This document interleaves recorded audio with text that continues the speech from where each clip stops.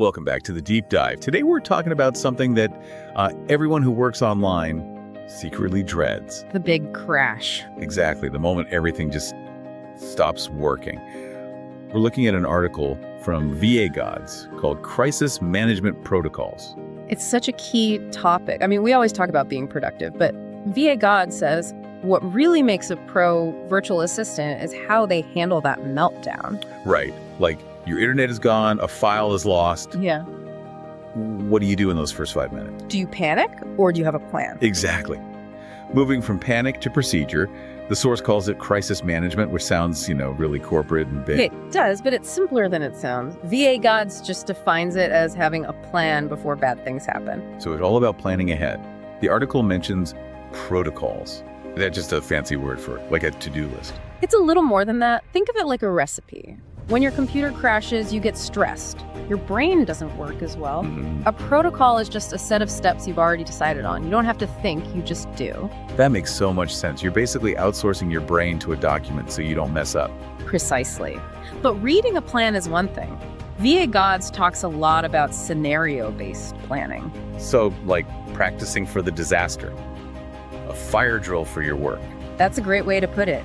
They suggest running little drills. Turn off your Wi-Fi on purpose and see how fast you can switch to your phone's hotspot. Oh, wow. Yeah, you actually practice it. It shows you where the holes in your plan are before it costs you a client. And I bet doing that makes you feel way more confident when something real happens. That's the first big benefit VA Gods points out. Trust. When a client sees you handle a problem smoothly, they don't just see you as a helper. They see you as a safe pair of hands, a partner. Exactly. Which leads to the second benefit they call operational resilience. Bit of a mouthful. It is, but it just means the work doesn't stop. The client's business keeps moving even if your power goes out. You're reliable. And the third benefit is, of course, saving money. Well, time is money, right? VA Gods is very clear that downtime is expensive. An hour of panic is an hour you're not working. But 10 minutes of following a plan? It's just 10 minutes. Okay, so we know why it's important. Yeah. What are the actual tools? Are we talking about like complicated software? Not at all. The source keeps it super simple. The first tool is just a checklist. Love a good checklist. It's perfect for when you're stressed. The second is a decision tree.